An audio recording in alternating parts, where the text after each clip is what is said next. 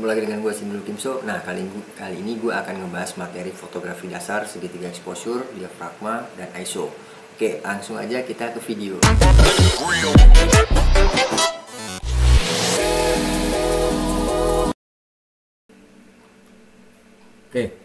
di sini gue sudah ada materi fotografi dasar tentang exposure dan depth of field, atau di sini menyangkut juga segitiga exposure. Oke, langsung aja gue kasih materinya. Ini buat dasarnya.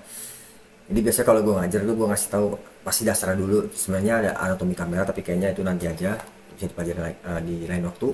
Ini gue akan kasih tahu segitiga exposure tuh termasuk ISO, shutter speed, dan diafragma. Oke, pertama apa sih fotografi? Fotografi itu adalah bahasa Inggris, adalah bahasa kata Yunani photos ya. Photos yang artinya cahaya, dan grafo artinya melukis, adalah proses melukis dengan menggunakan media cahaya. Nah, jadi fotografi itulah melukis dengan menggunakan media cahaya. Nah, kira-kira itu dasarnya ini kalau belajar fotografi dasar. Oke, exposure apa sih exposure? Exposure adalah jumlah cahaya yang diterima oleh sensor dalam kamera kita dalam satu pemotretan yang dikombinasikan oleh segitiga exposure, ISO, shutter speed, dan diafragma. Oke, atau disebut rana. Intinya fotografi itu mengatur cahaya saat mau motret. Intinya kayak gitu. Jadi foto bagus tuh karena kita ngatur cahaya dalam motret. Oke, lanjut. Elemen segitiga exposure. Nah, di sini bisa dilihat itu ada namanya ISO, agak itu shutter speed, dan diafragma. Itu akan mempengaruhi semuanya. Sebenarnya ini video itu sudah pernah gue praktekkan di dalam video sebelumnya. Jadi pernah gue praktekkan di video sebelumnya pakai kamera simulator. Nah, sebenarnya memang yang lebih keren itu kalau langsung praktek, baik itu kamera digital, pocket, SLR, mirrorless, ataupun bahkan HP yang mempunyai mode Pro. Itu sebenarnya ada ya, bagi HP yang punya mode Pro itu bisa. Atau alternatif lainnya pakai Adobe Lightroom di smartphone. Itu bisa di iOS ataupun di Android. Oke, lanjut. Nah, diafragma itu adalah komponen dari lensa yang berfungsi mengatur intensitas cahaya yang masuk ke dalam kamera. Diafragma lensa membentuk lubang heksagonal, contohnya seperti ini nih, jadi 1,4. Jadi angkanya kecil itu akan semakin besar bukaannya, angkanya besar akan semakin kecil bukaannya. Sebenarnya ini ada di seperti halnya pupil mata. Sebenarnya penjelasannya, tapi di sini gue akan jelaskan secara singkat aja. Ini sebenarnya materi dasar yang biasanya kalau gue ngajar tuh biasanya langsung gue praktekin, maksudnya gue kasih tunjuk ini seperti ini, kayak gitu kira-kira. Oke, lanjut. Nah, di sini ada f-stop chart. Ini di sini sebenarnya jadi f-stop itu ada satuannya, ada namanya. Kalau di metering itu nanti ada metering over 1 stop, 1/3 stop, setengah stop, dan segala macam. Oke, jadi kalau di sini diafragma 1 tuh ada, cuman jarang lensanya. Gue belum pernah nemu dan gue belum pernah pakai. Tapi pernah gue pakai 1,2. Jadi kita ngambil kesimpulan dasarnya aja gini. Misalnya kalian pakai f-stopnya 1,2, terus kalian pindahkan ke f2, itu sudah turun dia.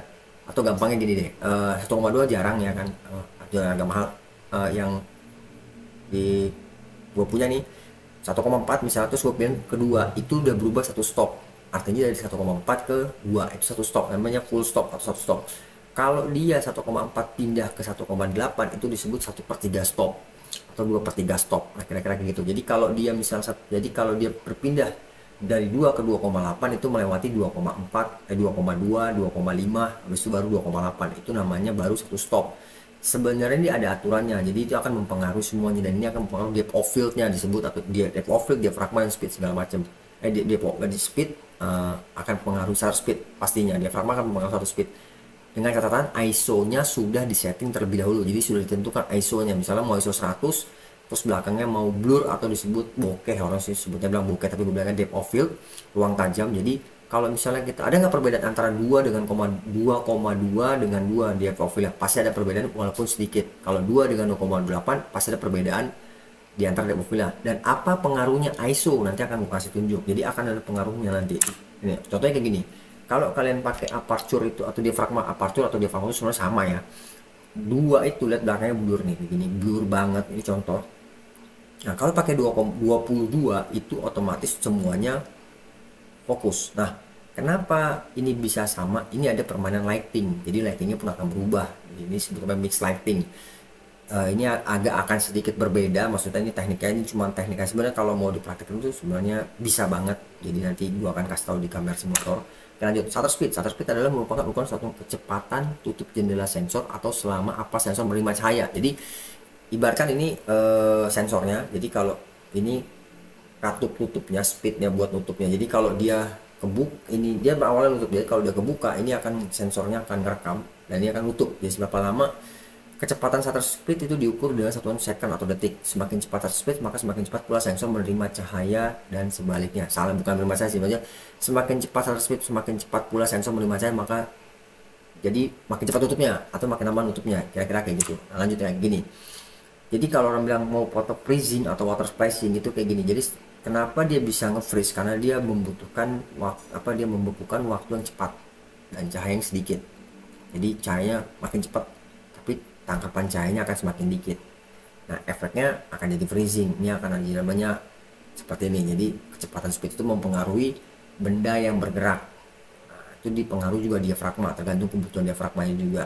Kalau bisa diafragmanya bisa kayak gini, ya bisa. Maksudnya kenapa dia nggak over dan segala macam, itu diafragma diatur. Jadi ada diafragma idealnya, misalnya kalau kita mau fokus semuanya tadi vokal lengthnya panjang segala macam, biar titik fokusnya biar fokusnya lebar atau banyak, itu kita pakai diafragma 8 ke atas dan segala macam. Oke, lanjut aja. Sebenarnya ini mudahnya tuh dipraktekin. Kalau di teori mungkin agak rumit kalian ngejelasinnya. Oh, ribet banget 1/15, 1/12 segala. Intinya, nah contoh foto ini.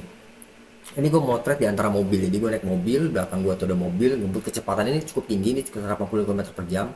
Terus gue pakai diafragma 10, diafragma 11 atau speednya 10, ISO 100, dan gue pakai tripod. Kenapa pakai tripod? Karena pasti akan goyang. Oke. Kalau dilihat di sini, ini gue butuh fokus semuanya. Oke, jadi biar gue fokus semuanya, biar kelihatan semuanya fokus di sini, maka gue melakukan pemotretan dengan diafragma 11. Shutter speednya kenapa harus gue bikin lambat? Karena gue butuh efek blurry-nya nih, motion blur-nya ini. Nah, kalau misalnya tadi gue bikin diafragmanya mungkin 2,8, fokusnya mungkin akan di mobil ini aja. Kira-kira ini foto waktu gue kerja di majalah otomotif dalam mas ini foto. Nah, sebenarnya ini juga bisa dilakukan misalnya kalau kalian lagi tracking naik motor, kalian mau teman kalian biar nggak terlalu shaking. Kalau mau freezing aja sih gampang. Kalau nggak mau shaking, nggak mau goyang, kalian pakai tripod atau pakai monopod. Nah, kira-kira gitu. Ini sebenarnya bisa dipraktekin kalau mau bikin foto balapan. Nah, kalau foto balapan mobil kenceng. Nah, shutter speed kalian itu bisa di atas 150, 190, itu foto freezing. Tapi juga ada efek blurring ya karena kecepatan mobil. Nah, sebenarnya itu akan gue bahas lagi nanti. Itu ada lagi pembahasan perbedaannya apa kok shutter speednya cepet tapi kok dia bisa blur gitu belakangnya, karena tadi ada efek gerakan panning tadi kayak gitu kira-kira. Oke, lanjut. Nah, di sini ini Mall Rongsok terkenal banget di daerah Depok. Oke, ini shutter speednya 30, diafragma 8, jadi kalian cukup pindahkan titik fokusnya. Otomatis di bawah 60 itu benda yang bergerak atau subjek yang bergerak itu pasti otomatis akan blur, dengan catatan titik fokusnya sudah ditentukan di satu titik. Jadi gue bikin titik fokusnya itu di Mall Rongsok. Nah, dibaca Mall Rongsok itu makanya otomatis gue butuh diafragma yang agak besar. Kenapa? Biar ininya semua kelihatan. Kalau misalnya gue fokus cuma blur, fokus di sini doang, bisa jadinya blur. Itu diafragmanya besar, ini diafragmanya kecil. Diafragma kecil ya. Oke, lanjut. Sama juga seperti kayak gini. Shutter speednya kenapa dibikin lebih lambat daripada tadi? Karena subjeknya orang bergerak, tidak secepat motor. Diafragmanya bisa diatur juga. Dari 7,1 itu 8, 9, 10 apa 11 gitu. Kalau sampai 13, 16, 22 dan seterusnya. Itu diafragma. Oke. Nah, contoh seperti ini. Jadi kenapa bisa dilihat bola ini terbang seperti ini? Kemudian gue lagi motret tuh belakangnya bisa blur. Nah, ini jadi kok 3,5 bisa blur? Ya, catatan. Ini ada namanya gue pakai telezoom, jadi 7200 2,8, gue pakai 3,5. Kenapa? Karena gue butuh agak sedikit banyak untuk fokusnya. Kalau gue pakai 2,8 terus gue cuma fokusin di SSP nya doang, nanti orangnya takutnya malah makin ngeblur, makanya makin ngeblur. Jadi terus overexposure. Jadi gue lebih cari amannya dia buat masih dapat cukup detailnya. Jadi gue pakai 3,5. Jadi gue pakai telefoto, jadi pengaruh namanya subject dengan background atau foreground dengan background, itu mempengaruhi juga. Jadi kalau lensa kalian misalnya kok 35, gue lensa gue 1850, gue pakai 35, f-nya 3,5, kok nggak bokeh banget. Itu namanya focal length. Focal length itu mempengaruhi sudut penggambaran foto. Oke, itu akan gue jelasin nanti di next video. Tapi ini dasarnya sebenarnya kalau di dalam kelas fotografi gue, maksudnya saat gue ngajar, pasti akan gue kasih tahu penjelasannya. Perbedaan focal length itu akan mempengaruhi, jadi antara foreground dengan background itu akan mempengaruhi efek blur atau bokeh lah bahasa gampangnya. Devoville terlalu ini ya, terlalu akademis ya, kita bilang bokeh aja deh. Oke, lanjut ya. Ini ISO itu apa sih? Jadi kepanjangan ini ISO itu International Standard Organization, adalah tingkat intensitas cahaya yang masuk dalam sensor kamera, atau disebut zaman dulu, atau gampangnya mudahnya raw film. karena kan dulu belum ada digital, ini sekarang kan dibilang sensor kamera karena ini digital. Kalau dulu zamannya roll film. Oke, terus apa perbedaannya ISO dengan ASA? Sama aja sebenarnya, ISO ASA itu sama. ASA itu apa, Association Standard America Standard Association, sebenarnya sama, ada namanya juga kalau nggak salah. Di sini waktu itu gue pernah bikin, nah ini ASA. ASA itu Amerika Standard Association yang merupakan badan standarisasi nasional Amerika. Lalu dulu juga ada DIN yang merupakan standar banyak yang dipakai di Eropa. DIN adalah singkatan dari Dutch Institute for Normung.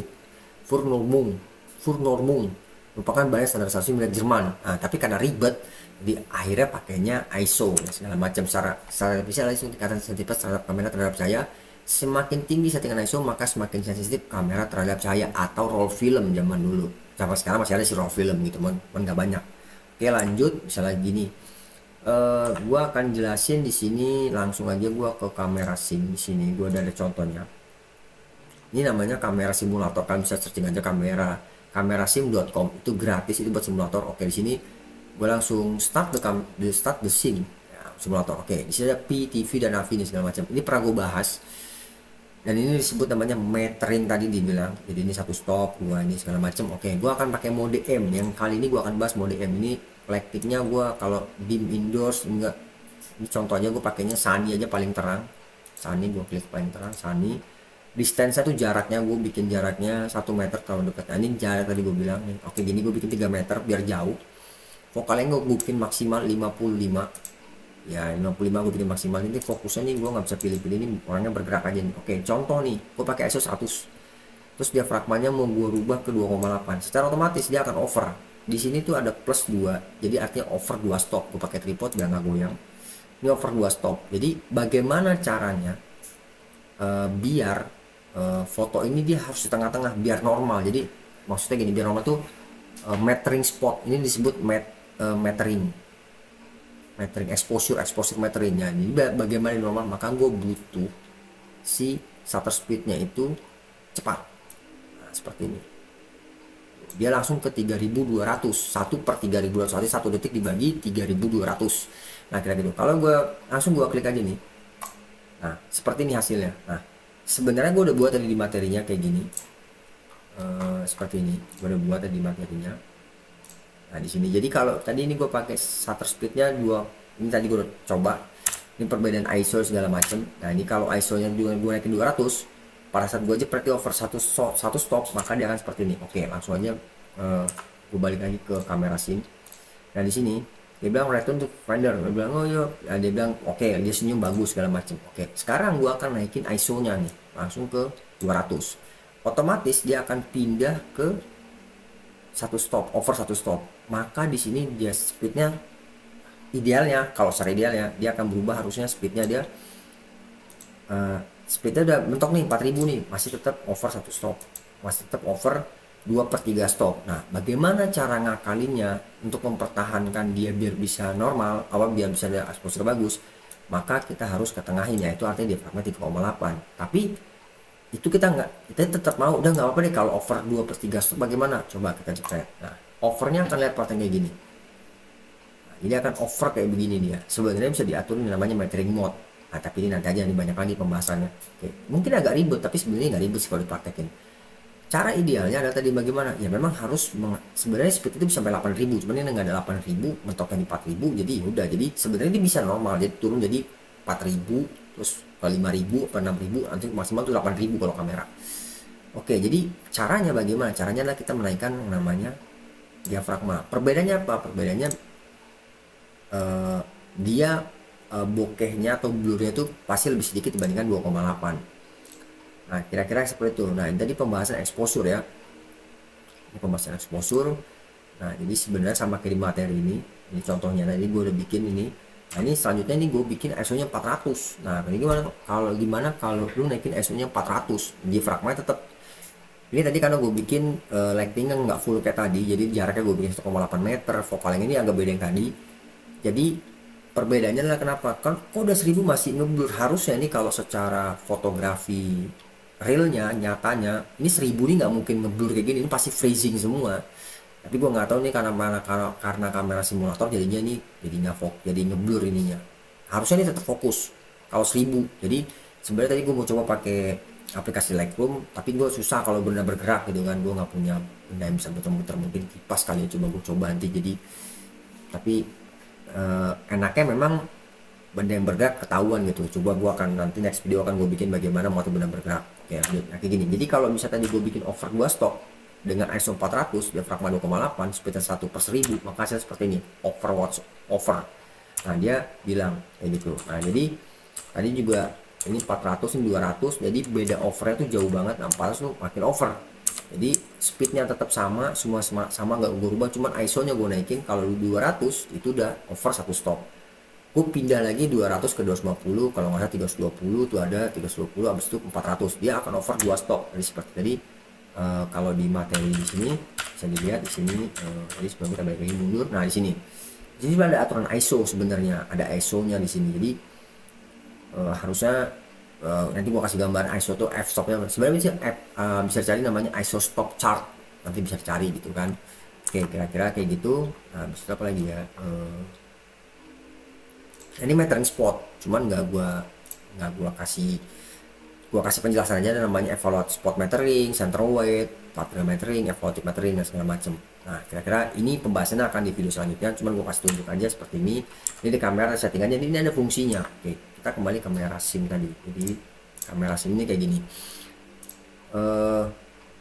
Untuk kalian misalnya ini bokehnya 11 bokeh ya, kita bilang di profilnya, normal speednya itu 60/11. Ini kita pakai dia settingannya dia nih, saninya segini, kita jepret. Jadi seharusnya ini memang bisa nggak fokus banget gitu, nggak goyang, nggak kenapa, karena speednya lambat, cuma 60 ya. Sebenarnya itu speed itu kayak video aja. Jadi kalau di fps nya 30 berarti speed kalian harus 1/60, 2 kalinya fps gitu, itu katanya. Itu idealnya dalam pembuatan video. Foto pun sama sebenarnya. Oke lanjut, ini gua nggak rubah-rubah, aku cuma rubah pakai tripod doang. Misalnya gua naikin lagi ISO nya, otomatis ini nggak kelihatan kan ngeblurnya kan, dia belum berubah banyak nih. Tapi otomatis apa yang berubah di sini, apa ini FM 14 perubahan. Misalnya tadi FM 11 dia, di sini udah over 2/3 stop. Misalnya gue naikin lagi ISO nya 400, dia akan berubah jadi satu stop, hampir 2 stop. Nah kalau F nya 11, nah kalau gue rubah lagi ISO nya 800, dia akan berubah lagi langsung udah bunyi, udah kayak gini nih. Nah ini fotonya pasti over banget kan, kayak gitu. Nah terus misalnya di sini tadi ada kamera, sebenarnya kamera itu banyak. Kalau di klik sini permainan ISO itu exposure expression. Jadi ini sebenarnya gue bahas, cuma kayak videonya sempat error, sempat bermasalah, jadi gue akan balikin lagi ke sini. Jadi ini mesti balance, jadi seimbang dia. Jadi contohnya gini, kalau misalnya ini lightingnya susah, ini terang banget, ini gue bikin terang banget. Kalau ISO nya 100 ini kan, diafragmanya 8, itu dia over. Ini putihnya over, kelebihan cahaya. Maka caranya bagaimana? Kalau gue mau diafragma 8, speednya mesti gue tambahin. Tuh, teman lihat nih, ungunya bertambah kan. Oh, berarti under kebanyakan. Berarti gue sesuaikan. Nah, sampai dia di tengah-tengah. Belum sesuai, berarti tambahin lagi. Nah, berarti masih over, berarti diturunin.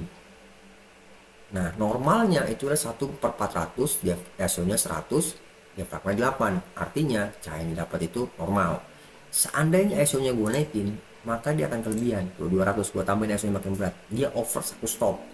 Gue tambahin lagi ISO nya 400, maka dia over 2 stop. Nah jadi makin berat itu dia, makin over cahayanya. Ini logikanya exposure simulator. Nah jadi ini ISO, lanjut lagi gue tambah lagi 800, makin over 3 stop. Kenapa? Speednya akan makin ringan. Jadi idealnya dia harus tuh balance seperti jarum ini. Nah idealnya tadi mana? 400, jadi ini seimbang. Sebenarnya under over itu tergantung kebutuhan, jadi nggak semuanya juga jelek, tergantung. Kalau kalian mau eksperimen itu bagus-bagus saja. Oke, sampai di sini bisa dipahamin ya kira-kira ya. Jadi segitu aja dari gue untuk masalah materi metering spot ini, segala macam bisa dibahas di video gue selanjutnya. Nanti kan gue jelasin, dan gue akan bikin contoh fotonya, perbedaan evaluative metering, center weight metering, partial metering, dan spot metering itu apa aja. Jadi gue akan bikin fotonya, gue akan kasih tahu gitu kan perbedaan-perbedaannya langsung, mungkin secara live foto atau mungkin contoh-contoh fotonya. Oke, Sampai ketemu di video gue selanjutnya. Jangan lupa like, subscribe, dan komen, dan share video gue ya kan. Jika ada pertanyaan silahkan tulis di kolom komentar. Terima kasih sudah menonton video gue. Sampai ketemu di video-video selanjutnya.